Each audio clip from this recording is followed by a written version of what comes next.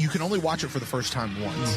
It'll be interesting to see what we catch and what we don't. This is our only first time. We know that it's a serialized show. Have you ever played the video game Mass Effect? Okay, Tolkien, chill Putting out. some little breadcrumbs. Jean Brady, Chuckle Nugget. This is where Babylon Question. 5 is becoming Babylon 5. We have the most incredible community out there. Feels like we're going to continue to go down this rabbit hole. I was right. Just trying to put the pieces together. I was right. I'm the king, baby. What? Are you kidding me? Here I go back to Dune, as I often We're do. officially into it, Jeff. 100% So good. It was so completely accurate. That was great. I love that. Definitive ranking. I can keep watching the show. I love it so much. The year is 2026. The name of the podcast, Babylon 5, for the second time. Welcome to Babylon 5 for the second time. My name is Brent Allen. My name is Jeff Akin. Brent and I used to be Star Trek podcasters until we watched Babylon 5 for the first time because that changed everything.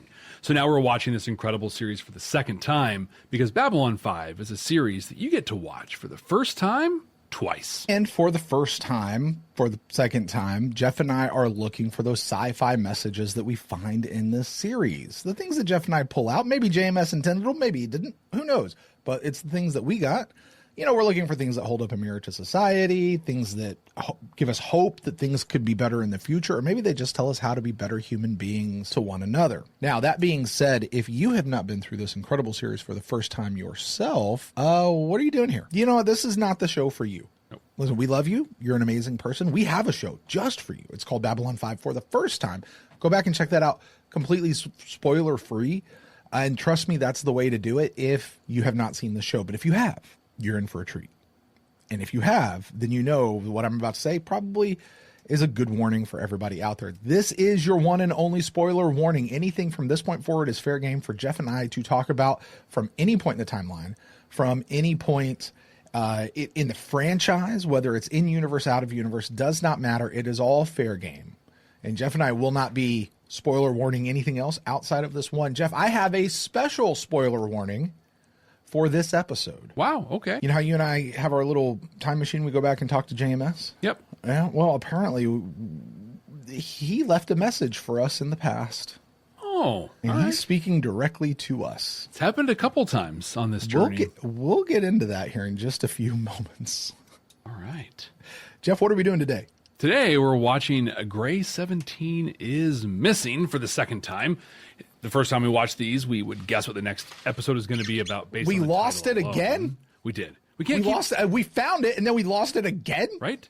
It's somewhere between, like, the candle and the dark, and I don't know where the gray went. Has anybody thought between 16 and 18? Just saying. Right? That's a place to look if you want. Hey, spoiler alert, it's right there. Like, that's how you count it. My prediction for this one was, Sinclair is gone. The Rangers are kind of shook up a little bit now. So Sheridan's going to have Garibaldi stage an accident, something that will make it look like Gray 17 has been taken out. And then they're going to turn it into a Ranger training facility. They're going to put Marcus in charge of it. And this is kind of how Marcus is going to rise in prominence amongst the Rangers in this post-Sinclair era. What did you predict for this one? Oh, Jeff. Oh, Brent. Jeff, have you ever been to Walt Disney World's Hollywood Studios, Disney Hollywood Studios? I've been there with you, actually. Yes. Formerly known as the Disney MGM Studios. There's a ride there called the Twilight Zone Tower of Terror. Yes, the same Twilight Zone that JMS himself used to write for. In this ride, the story of the ride is that an elevator one day got struck by lightning and just sort of poofed, disappeared, and sent its residents into, or the people that were on the elevator, into the Twilight Zone. And you are getting on the ride to go into that same elevator. It's a great ride, by the way. Amazing It's a very ride. fun ride. I would like to read for you what the computer pulled our transcript as my exact quote. All right. So Gray 17, that is the station. It could be a portion of the station that is missing. Maybe. It could be. Thanks, ChatGPT. That's helpful.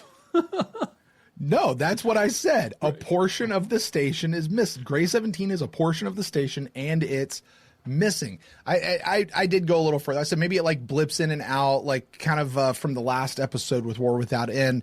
There's like a tachyon field over it or something, and it's just sort of like blipping in and out of our time. Yeah.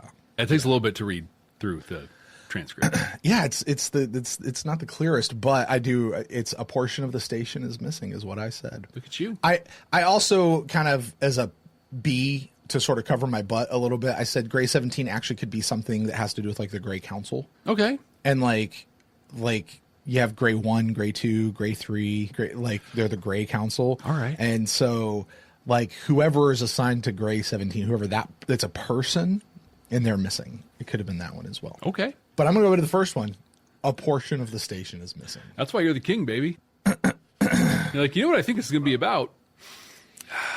Gray 17 is going to be missing. I don't know that I knew that there was a gray section of the station. I knew there was a brown. I knew there was a blue. Mm-hmm. I don't know that I actually know any other color. I'm sure there's a red and a green and a yellow. Apparently there's a gray. I don't know that I actually thought of in the moment that there was a gray. Well, to refresh your memory, what do you say we go back and see what we said the first time around on this one? I would love to do that. I love this. Here we go. Previously on Babylon 5 for the first time. Gray 17 is missing. The Zarg, the cult, I want to call it what it was. It was goofy. I saw the name, Robert Englund, and I went, this is a horror episode. You know how sci-fi does horror, Jeff. Yeah. It's not good.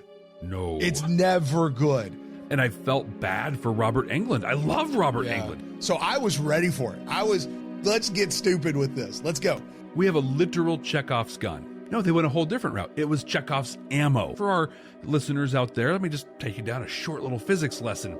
So either it blows up in the tube and blasts Garibaldi's face into oblivion, or it shoots all the bullets out at once. The big organic tech monster in Infection looked more believable and menacing than this Zarg.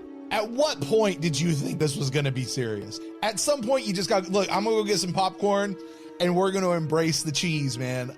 I think we got to talk about Neroon and Delenn. Neroon had this line, though, that I just found absolutely disgusting. Dilute their purity by allowing the humans to enter in. Dude's all racial purity, but I think it makes the end of this hit that much harder that they had him be so explicit about it in this episode. Do you think Neroon was right? About Delenn? About Delenn using the Rangers to consolidate her power. I don't think she's doing it maliciously, but I think there may be some undercurrent political intent. The Neroon Marcus fight. I loved that whole scene, that whole part. It was very Empire Strikes Back. There was no obvious stunt fighting happening. I often felt like I was watching fight choreography and not watching a fight. But hey, you know what? For a fight like that on mid-90s television, not bad. They told such a story in that fight. Are we standing on the precipice of a Minbari civil war despite what happened at the end of this episode? I don't know if it's a civil war, but I think it's definitely a collapse of their known society. So I have a theory. I want to hear it. What I think is going to happen is that the next step is the warrior caste rising up to cleanse the blood between the castes. Neroon is going to switch to religious caste. Wow. And now, the conclusion. What? I don't remember I made that prediction. Are you kidding me? Coming right off of the Valen crap? And in a couple weeks you get Anna? And you hit Neroon going religious caste? What? Wow, I don't remember that at all. Wow. That. Wow. I was just sitting back here going, we predicted the Minbari Civil War. Neroon is going to switch to religious caste. Oh, my God. Wow. Maybe I'm pretty good at this thing, maybe. Here, Jeff. Right? Oh. Other side. There you go. There we go. Take it. You got it, man. It's yours. You got to get that mirror thing down. Dude, I sent you a literal crown, man. Where you did? It's in the other room. Oh, okay. Well, I can go grab it. That's your problem, son. Right. Hey, you said that he left, JMS left a message in a bottle for us, essentially. Did you find anything else that he said on this one? I did. He actually had quite a bit to say, mostly not in defense of the episode, but just sort of explaining what happened. Well, there was a note in Interludes and Examinations. He debuted that episode at a con as MegaCon, actually, in Florida. That he debuted it, and he said, hey, everything, I tried some wild stuff with this one, and it went really well, not like some other episodes, like Grey 17. So he says this. He says, I think it's about 3/4 of a good episode. Where it falls down for me is the Zarg. I just have this constant desire to go to everyone's house and personally apologize. That's his words.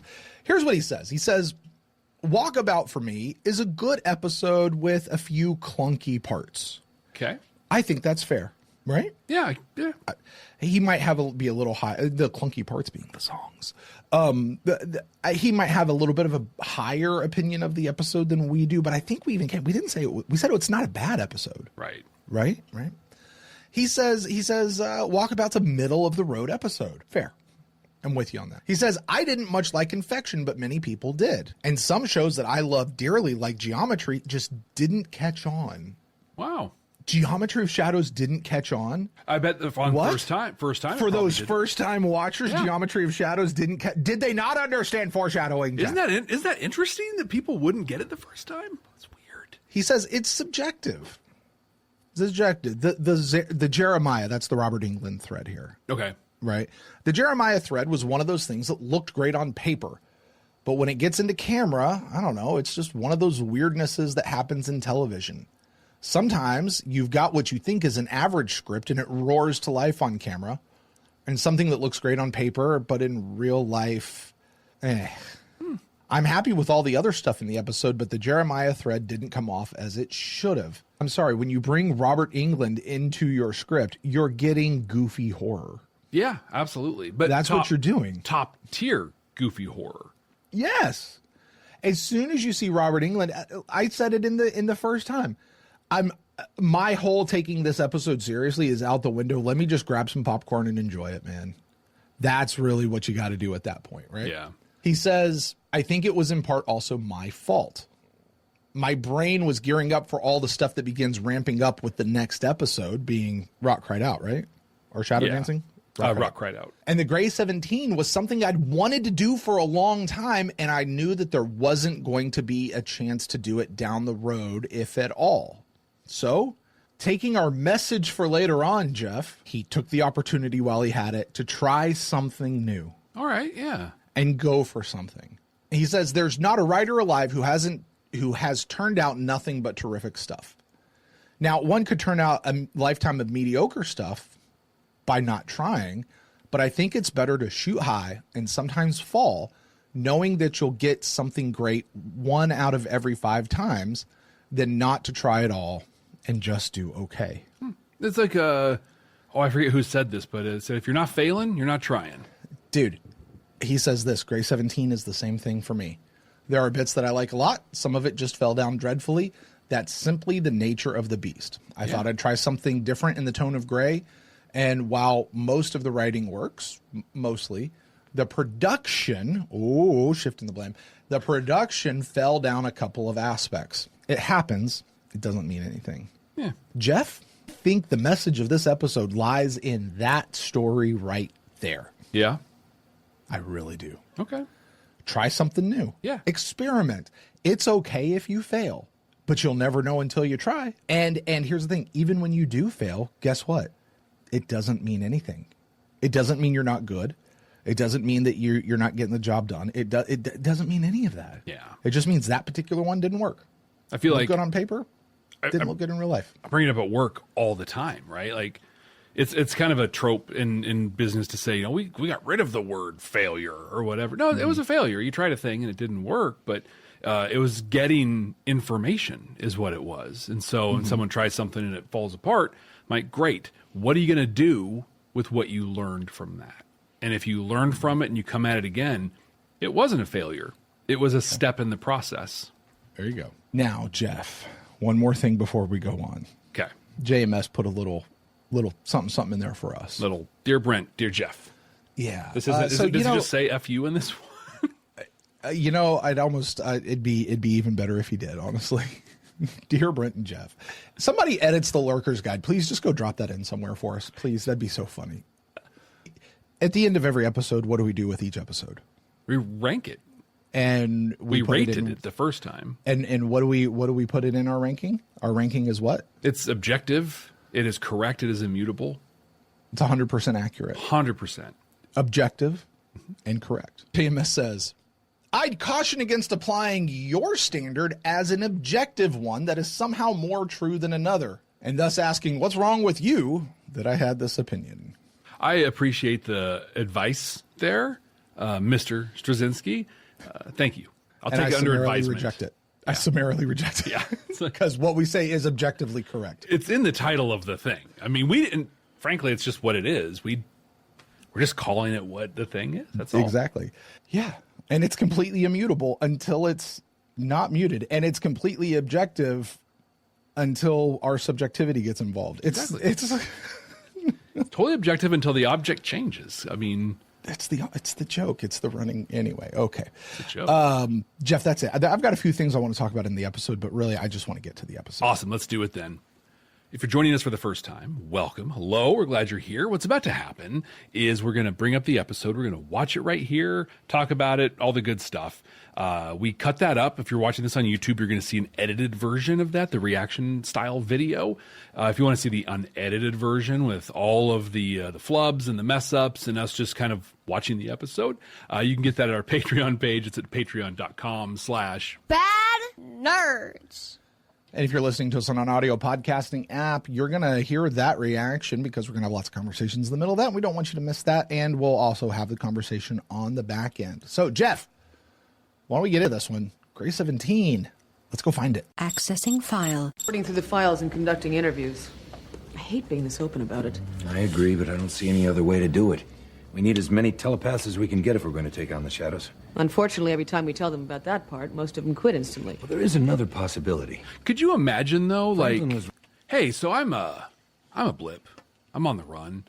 And I see this poster. Hey, telepath, come help out the cause. And I'm like, yeah, let me stand in line and tell somebody I'm a telepath. That's where you're looking at that going, that's a trap. 100%.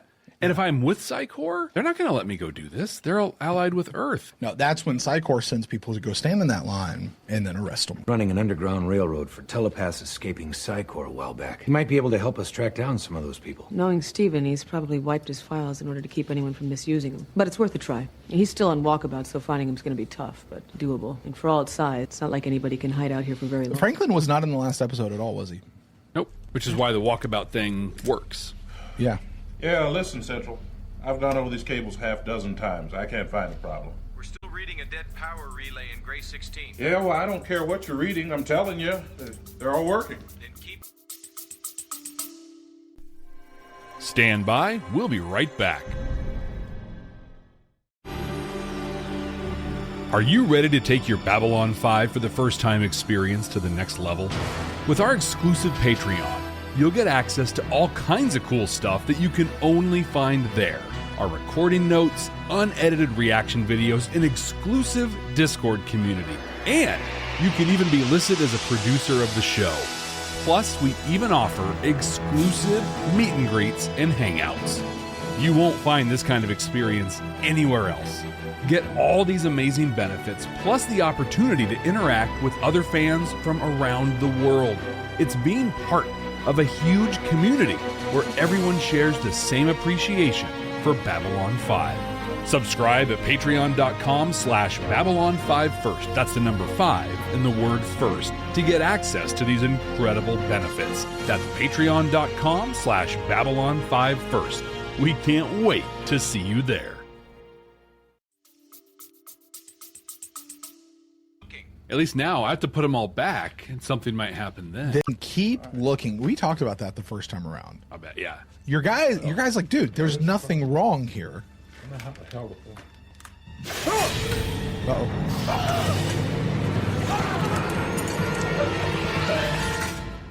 Hey, you said I had to pay extra for that. Listen, Babylon Project with that is our right there, last that should have best been hope. enough. That performance, Right. him getting dragged in, that music sting, all of that should have been settle in, get some popcorn. Freddy Krueger's about to come on the screen. Right. Like, Take your it's take it. gonna- Set your take it seriously glasses down Yes, and right. just go.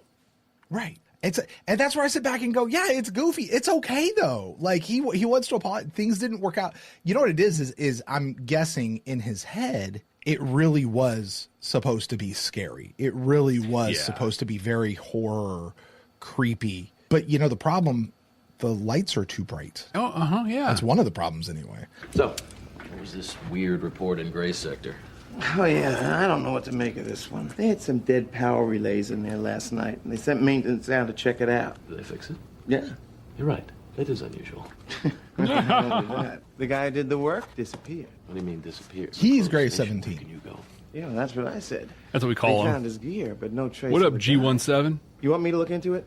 No, I'll do it. I like mysteries, but I hate Gray Sector. I swear it's like the Centauri Triangle in there. There's always some damn thing going wrong. Oh. Yeah. Now I see that's it. called foreshadowing, Jeff. Can't you see it? That one I could see. Everybody with their mugs of Yoo-Hoo. Ivanova did her hair this morning, man. Don't mind me in the uniform. Right? Feels like this might not be the place to go in uniform. Right. Are you all right? No, he's going through detox, lady. Definitions of all right, and I'll see what I can do. Are you sick? The DTs. Stim withdrawal.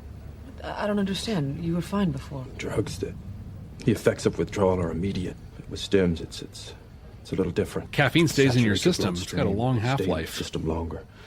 It takes a while to flush it all out, but once I it's can't gone- drink it after 10 a.m. What are you doing here? We need your help. I can't go back. I gotta work this out. I know that, and I respect that. But we need the information that you gathered on If he telepaths didn't and want to running be the underground bothered, railroad. why was he like, We need to find them. So what are you doing here? While she was together walking by the tactical closed curtains. Right. I purged the information from my main computer. But I have a backup, so I'm gonna give you what you want under one condition. Don't send anybody else after me. Ever. What if you get into trouble? I'm already in trouble. Mm-hmm. The only thing I can do now is to keep walking until I meet myself and somehow work this out. Then why are you sitting down? Get up. Come on, man. Because he's going through the DTs, man. He's got to get his feet under him first. What better time to walk into yourself? Data's in a hidden folder, codename Harriet, and everything you need is right there. Thank you. Goodbye, Susan, and don't come back. Delenn says that being alone is part of the walkabout experience, so it's fairly valid to set this as a boundary. Oh, yeah. I don't disagree with that. It's Yeah. just don't invite people in. He could have let her walk by. She would have never known he was there. Exactly. Decided to hold the initiation ceremony here, if that meets with your approval. Not a problem. This is a little public. I mean, until now, the Rangers have only operated behind the scenes. That role will change soon enough. Before that happens, they should receive some of the recognition they deserve. She's like, I'm in charge now, so it's I'll going to have Mr. become more Garibaldi visible. arrange a security team. Just Sheridan, go. Captain, I've got the information we needed on the telepaths. Good, I'll be right there. Look, I'll catch up to you later. And again, congratulations. Congratulations. These two still haven't kissed. Exactly. Power He's got- beckons. And who among us is strong enough to ignore its siren song? Neroon. A brilliant strategy, Delenn. I had not thought you capable of such ambition. Clearly, I was mistaken. What are you talking about? The Rangers are commissioned after 1,000 years of silence. The religious caste begins constructing new warships without the knowledge. So a long-running question you and I have had is what's the deal with the Rangers? We got that. Our initial impression was Sinclair formed him when he became the ambassador to Minbar. Mm-hmm. But then we found out later that they've actually been around since Valen's time. Yeah, And we're Sinclair like, started them as wait, Valen. what? Neroon just told us here. After 1,000 years, they've been recommissioned or commissioned, whatever he said. But after 1,000 years, they've been brought back, basically. What we know from in the beginning is they were still there, and there was still, an Anlashok Na. They were just, they'd become a punchline.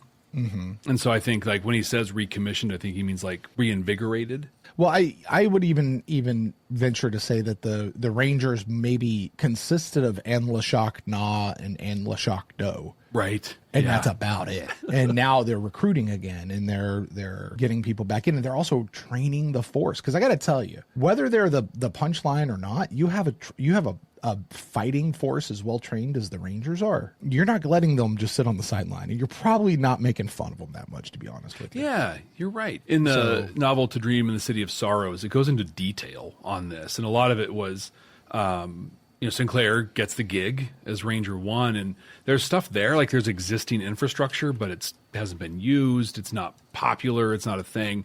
But from go, Neroon is right, just nipping at him the whole time. Forces him to go through rituals and things that have been out of practice for a long time.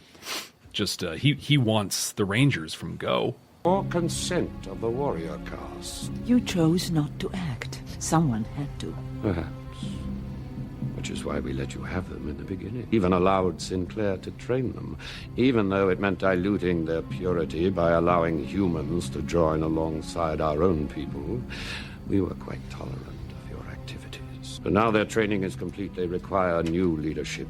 By right of tradition, the warrior caste should be given command of the Rangers. That was the law, as set down by Valen. 3 castes: worker, religious, warrior. They build, you pray, we fight. So JMS answered a question here. Okay. Why did Valen/Sinclair leave the warrior caste in charge of the Rangers if they aren't really involved in the war? It's a good question. Because at the time, the warrior caste was involved back then. And it would have been a slap in the face to them to not leave them in charge. I get that. As they are the ones who fight. I love that he had that thought. Be like, no, listen, the religious needs to lead this because in 1,000 years, you all are going to suck. Right. Right. By the way, to our earlier question, Jeff, we have just gone over our average of normal viewers. Look at that. You plan to take command of a military force and fill that vacuum yourself. I really bought into this the first time. No desire to rule. So we had a question back then, and I think it actually was in the video. Was Neroon right? And I think Neroon is 100% right to have this as a suspicion and have to bring it to her. I agree. We know that a lot of the things, this is my read on it, a lot of things happened across her. Like in this case, she didn't seek out the Rangers. In fact, when Rathan brought it up, she was like, no. She tried. But to Neroon's point, once she has the thing, and this isn't necessarily a bad thing, but once she has it, she's like, this is mine, and I'm going to make it mine. Well, she's going to accept it and receive it. That's exactly how she should hold it. Yeah. But to the outside observer, it looks like. And that's a good life lesson there, is there's a lot of times you will do something that you can be aware of in the moment. Hey, this is going to be bad optics. I know how this is going to look. Doesn't mean you shouldn't do it. I'm actually going through a thing like this at work right now. Like, I'm going to make the call. The optics are going to be awful, and I'm going to have to eat some stuff because of it, but it's the right thing to do. Yeah. I've literally lost 2 jobs because stuff of like that happened. And like, look, this is going to look really bad. It's going to sound really bad, but I'm not going to politic it either. You're like, this is the way it is. So yeah. But I think Neroon's right. And frankly, Delenn, Delenn's the villain. To him, absolutely. I'm just saying, look, she's going to break the good council and then leave them with a power vacuum. You're going to take out a head of state and then not have something immediately ready to go in its place. That's bad stuff happening, man. That's how Ball takes over. Exactly. Our people. I wish I could believe you today. Until we know otherwise. But I don't. A religious zealot, propelled by prophecy into a position of military and political power. Always. Think about him saying this, knowing the true calling of his heart is religious. Out of respect, I give you this opportunity to walk away from the path you have taken. Refuse the position of Ranger 1 and turn control of the Rangers over to the warrior caste, where it belongs. Or? I am sworn to stop you, Delenn, by any and all means necessary. In other words, then I'll beat you up. There you are. Is everything all right? Neroon didn't want any of that linear smoke. Right. Okay, I'm not going to lie. Grade 2. Why? Well, okay, first of all, when did Garibaldi get a landing strip on his head? His little faux hawk. He looks like Hawk from the Road Warriors, doesn't he? Oh. Or is it Animal? Which one? It's one of those two. Gosh, it's Hawk. Yeah. Okay, this is dumb to me. So this is dumb on so many levels. I get going. He's a member It's of the dumb Great on Council. so many levels. No, I get it. I get going level by level. The fact he's counting between floors already is suspect. Right. Like I would when it goes from 16 to 18, then be like, then you start doing that. But at first, you're like, I'm just going to make sure it stops at every whatever. So the thing is, in going down, right? Anybody in an elevator is going to know when the elevator's taking longer than it should. Yeah, exactly. Floors are fairly even as they go, right? So if all of a sudden I'm skipping 2 floors, I'm looking up going, what the heck? Like the fact nobody's noticed that the elevator is just skipping a floor, that's all that's happening. Yeah. Also, when they built the place, is there not a 17 button on the panel? Right there? Yeah. Like, did that just happen to disappear? Like, does it just doesn't work and it just bypasses? Again, it's if it's going for twice as long, then you're clearly going through something. Like, this is the part that just doesn't hold up. But again, can't look at it seriously. This is goofy horror. I just don't care. It's just goofy horror. More. He can do as he sees fit. You will tell the captain about this, I assume. No. This is an internal problem, Lanier. If we cannot handle it on our own, then we shouldn't be here. So, it's fair. I want Is your it? word that you will not tell him about this. Delenn, Your word. I mean, Sheridan's read in on the Ranger stuff. That's fair. We have much work ahead of us. That's to fair. prepare for this I was just battle. thinking more it's Minbari fighting against Minbari, but yeah. I mean, it's Minbari human. Gray 16. I still love the lightsabers on the wall in Delenn's quarters. Right. 2, 3. He didn't keep his pace correct. Right. Yeah. Now that says Gray 17 right there. So there was something wrong from go on the stage Gray because they 16. labeled it. 1. We just found Gray 17. Yeah. It's right there. It sits. 2. Emergency stop. Open tube doors. This is not a valid level designation. Do you know who I am? Procedures Lift. require- Security override. Unlock tube doors. You Allow open manual these open. fucking doors. And he did it through the power of counting. I mean, look how level he got that tube to stop.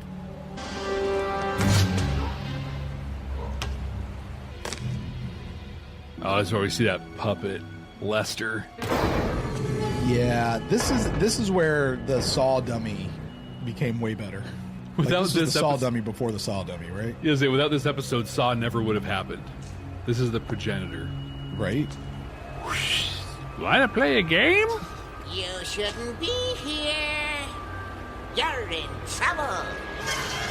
Again, it's really almost like even dark here, it's still almost too bright to be creepy.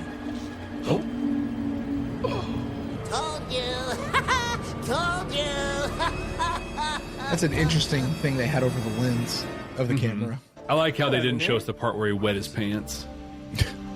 One of our own, a former member of the Great Council, has challenged her right to lead the Rangers. I think he may resort to violence. At this point, Marcus has to be like, Warrior wait. cast.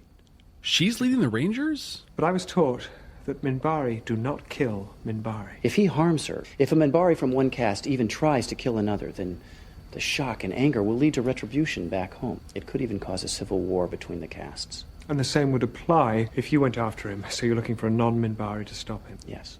He's probably gone into hiding. I want to know if Can you find him Bill before the Mumy is ceremony? looping this It will be scene. difficult.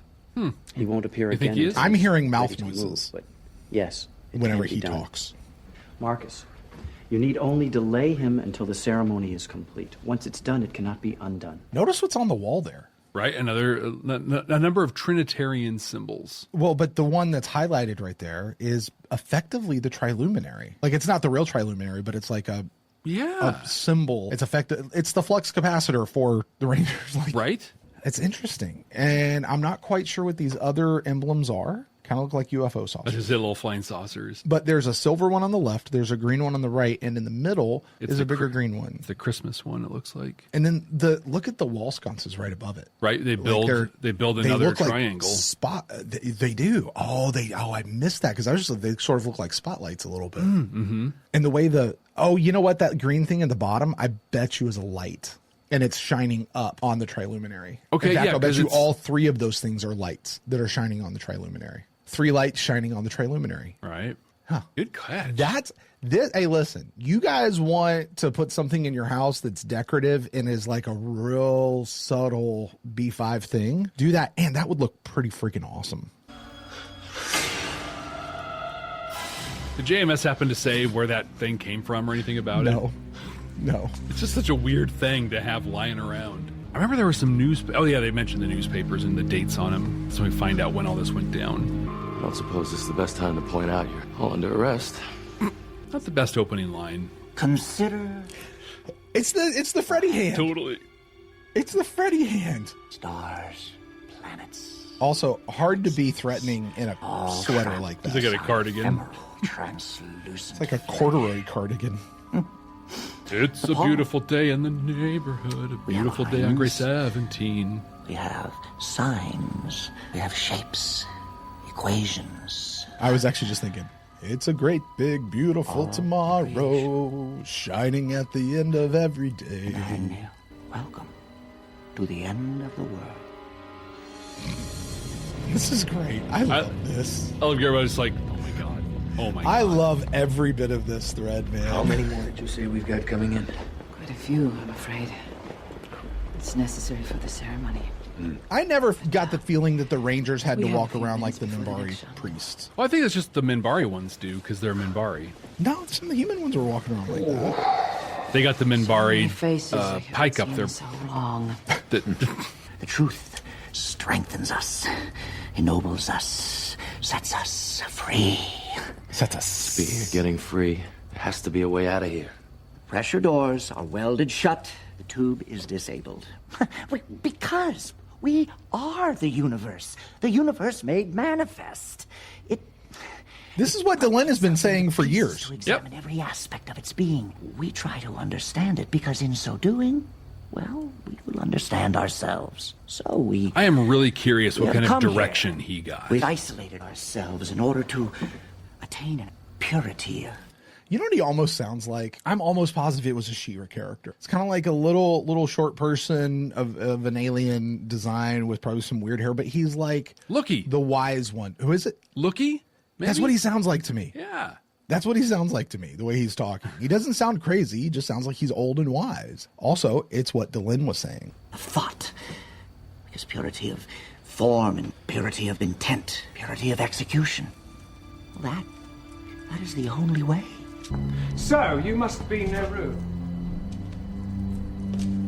We meet for the first time for the last time. I was your father's cousin's brother's college roommate. My quarrel is with Delenn. Do you have any idea who I am? This is so Empire Strikes Back. But the only way you will get even with the little like through me. Recycler over there. That's actually pretty awesome. To the dead. During the war, I killed 50,000 of you. What's one more? At least they still respect the rules of combat, I guess. Last chance. Neroon's not I was taught a piece of to fight garbage. by Delenn himself. Like, he's warrior cast. He believes in stuff. I'm kind of watching for clear stunt fighting, and there's actually quite a bit. On my first time, it was a thing. There's no real stunt fighting. Yeah, there. Where's Marcus? I thought for sure he'd be here. I don't know. Something must have come up. He's doing Marcus stuff. Yeah, that's clearly not Jason Carter. That's The music though is fantastic. Wait, this whole the Neroon stuff, this is all great part of this episode. To your point, the fight is clearly choreographed, but it's good. I still submit to you, this episode would have been much higher rated if it just had a The different universe name. will truly understand itself. And at that moment, will transcend itself. It will become something else, something even greater, another big bang. We will be perfect. That lost a little of its luster with the empty plastic tub. Yeah, it did. Michael, right? May I call you Michael? Are you all right? No, you shot me with a poison, dude. That Drake. It's going to be all right. It's going to be all right. He's like, I can handle two of you. Now, you show me the door out of here, or your feet are the only things you're going to see for the rest of your crummy life. Yeah, exactly. Delenn said in the chat, 1 from 3 makes 1. Waste of material. Oh, 3. Take that 3. Why all of this? Pride? Duty? You've been trained well, but you must have known you couldn't win. So why do it? I love there's blood all over his pike. For her. We live for the one. We die for the one. He's so deep. What did he just say? Until Phelan's name. Sandeep or something like that. He just called her Sandeep. We die in Phelan's name. So as soon as she drinks that, is she now the one? If the minister has to say, I now pronounce you number 1. This belonged to the worker who disappeared. You do this? The body must also have a way out. A way out that is equally pure. Start making sense. Does he really believe this stuff? I am. I think so. Now, He's quite sycophantic around it. Then the universe must consume us in an act of absolute purity. Zarg. Zarg. Through Whoever Zarg in here, biological nuts. perfection, it's a xenomorph? Aliens in the whole sector. We'll be okay. I've got a As stick. it was done long ago, so now we name she who will lead us. So, among the Rangers, let her be known as Until... See, he was about to say it. Neroon came in and screwed it all up. Heard of the ceremony? I don't know. I'm sorry. This scene is right here is pretty incredible. There is now blood between us. And there is blood between the warrior caste and the human. I do not think they would die for me, but they would die for you. Entel Zar. And I love Lanier right here. He's like, oh, I just killed Marcus. In my mind, I remember him getting down on one knee. I remember and that bowing too. to her, saying "Until Za." I remember that too. How do you and I both remember that, and that's not what happened? Right. I don't understand. I can picture it in my head right now. Same. With his pike, right? Like does it? Yeah. Exactly. Yeah. Until Za. Someone asked a question of JMS. Does Neroon's revelation mean that the warrior caste is now more willing to fight beside the religious caste? Oh, I'd say no. Well, JMS says, I think he's closer to an understanding, but we'll see if the others all feel the same way. What was it that changed in him? Marcus caused a change in him. Yeah. Exactly what he said. They're not going to die for me. They'll die for you. So it's not me, it's you. All right. And he acknowledged her. Now, I remember we had a lot of conversations. We had a lot of feedback from folks that, one, they didn't bend the knee. Okay, I'll concede that point. Although I don't know how you and I both remember that. Because they actually explained it in the chat, the Council Chambers chat here. We said he did and then kept talking about it as if he did. So we spoke it into reality. But how do we remember the same thing? Because we talked about it together, probably. No, Jeff. No. That's how it works. No. I know You and exactly me? what happened. We made I a know memory. exactly what happened, Jeff. We made a memory. No. I know exactly what happened. There is an alternate universe out there where that did happen. And then you and I did probably when we went back to talk to JMS, and this became a change, and we're now living in the change. Right. But that did exist when we watched it originally. And we're just crossing over multiverse stuff now. As we do. Who is the Until Za, Jeff? Right now, Delenn. No, that's a question somebody asked JMS. Oh. He said, whoever that is at the time. Yeah. No, actually, talking about this. Until Za, whoever that is at the time, is for all intents and purposes the one for the Rangers. So to our question that we constantly ask, who is the one? What is the one? I even posited that the one is the universe or is the people, right? No, it's actually the one that they live and die for is their Until Za. Now, we're also supposed to believe that there's only been 3 Until Zas, and that's Valen/Sinclair, Delenn, and then Sheridan. And then after Sheridan goes away, there's no more Until Za. Right. It's just, I don't know. It's weird to me. I feel like there should be more to it than just, we like this person a whole lot. I kind of feel like there's 2 ways to look at this. One, they're the ones. So there you go. The other one, don't look into it too much. It's just, we call them this and we call the other ones that. Andy, Until Zarg. Well, he's got the pike. I'm getting major Kirk versus Gorn stuff happening right now. Yeah. All those kind of vibes. You know, their makeup person did a whole hell of a lot of work designing that I think I heard creature him. I just made it mad. to not really be Damn seen. it, I just said something. It was either this one or another monster, but we put together a thing comparing the infection monster, this monster, and something else. I forget when that was, though. Dude, Lanier's got to feel like crap right now. Marcus. I don't see why you're fighting this, Michael. Then why the hell are you in here with me instead out there with that thing? Well, you see, I've decided that I'm not sufficiently transcendent yet. Then you better get your transcendent butt behind me and hope this works out because we only got one chance. Assuming this doesn't kill us before it does. Oh, I think you're right, Delenn. I think it was the Drock emissary.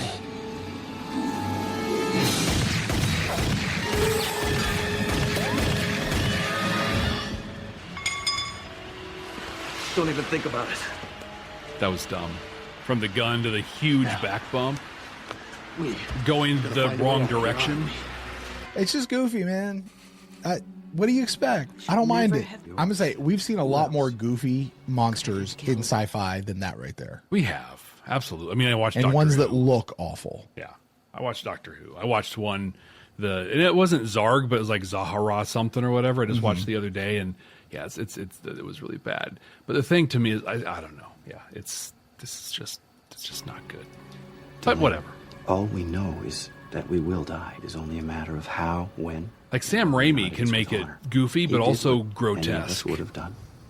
Respectfully, Delenn, I think this is the one thing about your position you do not yet understand. To see a human invoke the name of Valen, to be willing to die for one of my kind, when I was intent upon killing one of my own, the rightness of my cause disappeared.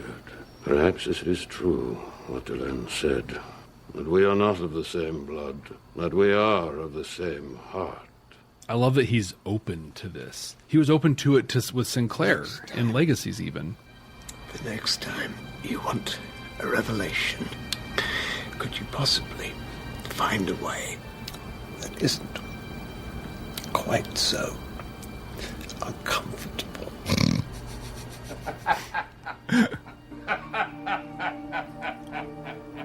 I love that. Yeah. The day I've had. The day you've had? We had an assault on Marcus. Someone got into the Ranger ceremony, could have killed Delenn. And where were you? Okay. Well, first, there was this missing maintenance man. That was He's kicking his feet up on Sheridan's desk. Completely disappeared. Well, not disappeared exactly. This weird cult had taken over the place. That's where the Zarg came in, and either it was going to kill me or I was going to kill it, and... Am I going too fast for you? Yeah, so that was Grey 17 is missing. Yeah, so here's the thing. On paper, it was a horror. Mm-hmm, yes. In reality, it was kind of comedy. Yeah. Slash thriller stuff. I'm a huge fan of old slasher movies. Friday the 13th. Yeah. Sleepaway Camp. Like all, Nightmare on Elm Street's one of my favorite film series of all time. I love it. And to take your metaphor of goofy horror, right? You get into Nightmare on Elm Street 3 and forward because the first and second ones tried to be actual horror. Yeah. And so you have that, and then you have like the Evil Dead series. That's a really good example of goofy horror. And the thing is, in both of those, they're goofy, but there's also horror. Yeah. Like this, there was no, the intent, like you said, on paper, the intent was horror, but wow. I didn't enjoy it much the first time. This time, I'm kind of with the community and like, that is the hottest steaming pile of garbage. And I am so curious what kind of direction Robert Englund got, because what was that? But everything else in the episode was great. Was fantastic. It's great. It's really, really good. And if you can take the other with the hugest grain of salt, even if you're going, what was that? Again, not taking it too seriously. Actually, don't take it seriously at all. Mm-hmm. This is like, remember when Garibaldi had the whole thing with the post office guy? Yeah. Take that storyline and give it like 10 more minutes. And you get this. And this is what you get. Except Garibaldi is the Zarg in that story. Because the real story is over here. Yeah. With Neroon and Delenn and Marcus. Honestly? Again, retitle this episode. Finding Imtil Za. Right. Or something like that. You title it something after the other thing, and this becomes the B plot instead of the A plot. Nobody minds this episode. Right. This is what I'm going to say with the Zarg storyline. It's world building. We got a little like stuff around the station, how it was kind of built, and the shortcuts that they took on it, and we get reminded of the belief that we are all manifestations of the universe. Yeah. And honestly, it didn't take a lot of time in the episode. If you went minute for minute as to what the A and B stories are instead of following the title of it, I think that the Minbari stuff, the Ranger stuff, got more time. Yeah, I'm positive it did. In fact, I think we see that a few times here in Babylon 5, where the actual story, the B plot, just because it doesn't have the title, actually gets more screen time. Yeah. Deborah in the Council Chambers chat puts it really well. It's convictions, just it's a Zarg instead of a bomber. Yeah, pretty much. Did you get messages out of this one? No. I mean, I didn't write it down. I could have. The whole thing that Robert Englund was talking about being parts of the universe looking for itself, being manifest, and different people search it out in different ways. Right? Here's Robert Englund and his Jeremiah and all his people. They're searching it out. Delenn and her folks are doing it in a different way. You know? I mean, I guess you have that. No, honestly, this is one I was so wrapped up in what was going on with Neroon and Marcus. There's a message there. Oh, yeah. Neroon coming in and talking to Marcus at the end, and then Marcus being able to turn it into a joke. And now those two guys are bonded for life. Absolutely. I promise you, Neroon will die for Marcus at this point. Yeah. And the thing there is it's Neroon stayed true to his values through the whole thing. Yeah. And when he found his values aligned with Marcus's values, everything changed. Yeah. You know? Well, ultimately, what did he need? He needed to know that the people would follow her, frankly, and not him, because he thought he was hot stuff. He thought it was going to be the opposite. Like they want me. They want me. They need me. They need me on that wall. Yeah. They want me on that wall. And I have a right to it. The people that are there actually are going to be going after Delenn. Yeah. And if that's the case, then so be it. And good on him for having frankly, the humility for being able to accept that as soon as he sees it. Oh, yeah. And not just fight against it. And the fact is, he doesn't have to like it. He doesn't have to like it. He clearly does not like it at all. Yeah. But here's the thing, Jeff, and this is where I really want to talk. Unless you have another message you want to talk about, what I really want to do is I want us to just briefly dive into the question with everything we just saw with Neroon. How is that colored by knowing that the true calling of his heart is religious caste? This was the moment he started to realize that. Like, he was true blue warrior caste. This whole thing happened, and now he's like, I don't know that he sees it yet. But it's in the open. So it's not a secret thing that he's harboring in his heart this whole time. This is the thing that sort of sets him on that path that he doesn't actually realize until he's right before he goes into the Starfire. I think that's how it is. Yeah, because I've said it before. When Neroon jumps into that Starfire and he has his little, I see now that the true calling of my heart is religious caste. That's always felt a little goofy to me. Yes. Might be because the writing's a little lame. Might be because the acting was a little overdone. Maybe, I'm not sure. Like, it would have been better if he just got in there and shut up, in my opinion. So when I say that part was goofy, folks, that's what I'm talking about. The idea that Neroon would jump in and sacrifice himself for her and the way he went out, that's badass. Yeah. That little line, I felt it was unnecessary. But if this is the thing that we now have to look at Neroon going through a crisis of faith, so to speak, an identity crisis. And this is the thing that sets him on that path. Unfortunately, it seems to mostly be located just to Neroon, whereas we would hope it would actually facilitate out towards everybody, which it won't until he sacrifices. Until we get to the Civil War. Yeah. Brent, part of our job today is to place this in, I'm just going to double down on it. I was wondering what you were going to say. I was really wondering what you were going to say. Are objectively correct. It's objectively correct. We can't argue with that. Numbers don't lie. There they are. And we're going to put Grey 17 is Missing amongst those numbers. It's on you today to do that. I am going to start down at the bottom of our ranking as I list this one. Number 15, we have Convictions, and 14, Walkabout.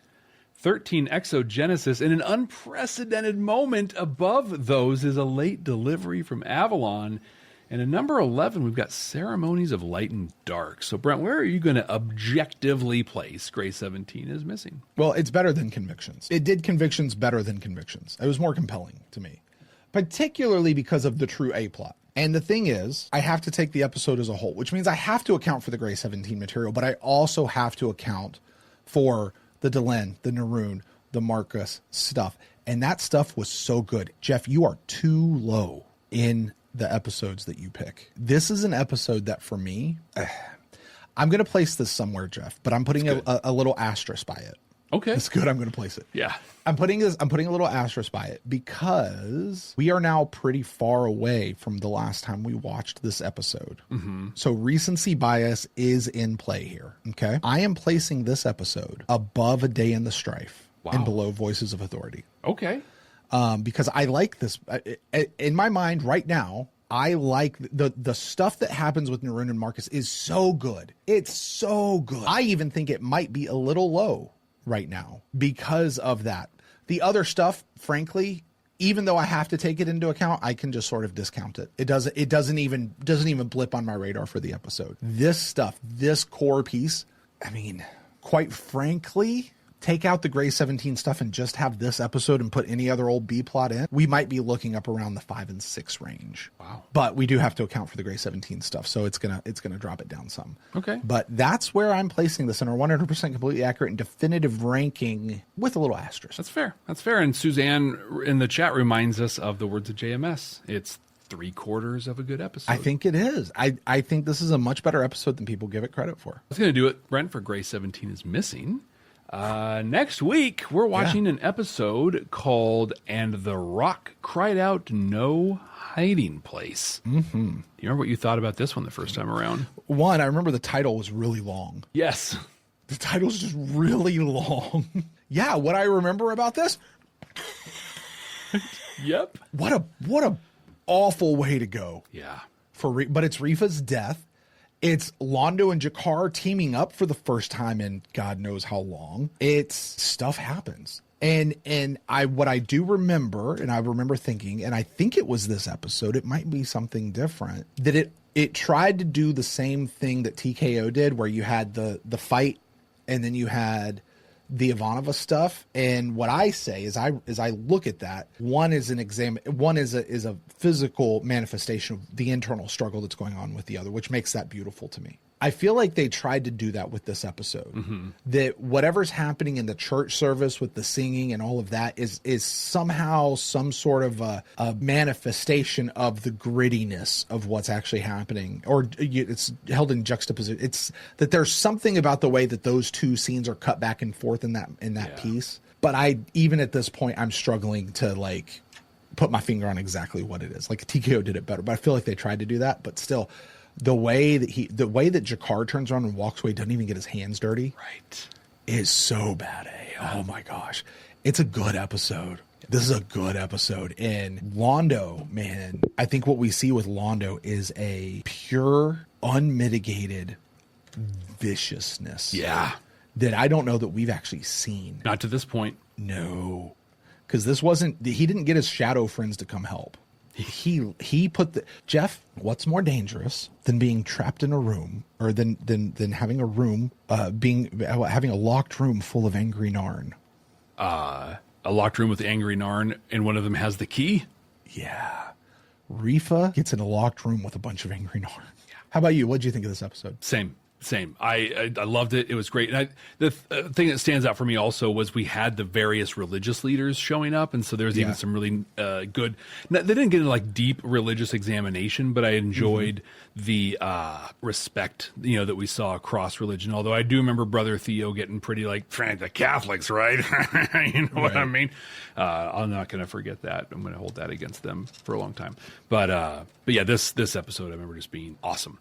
Yeah. And I'm excited for us to watch it next week and see what we think about it the second time around. Thanks for hanging out with us through this one. We're going to watch this And the Rock Cried Out No Hiding Place again next week. Make sure you're subscribed so you don't miss that at all. We'd love to have you there as well. If you want to be a part of our recordings, you can go to our Patreon page, patreon.com/badnerds. It's in both of the set of show notes, wherever those are. And you can get access to the unedited stuff. You can get access to a whole bunch of other stuff as well.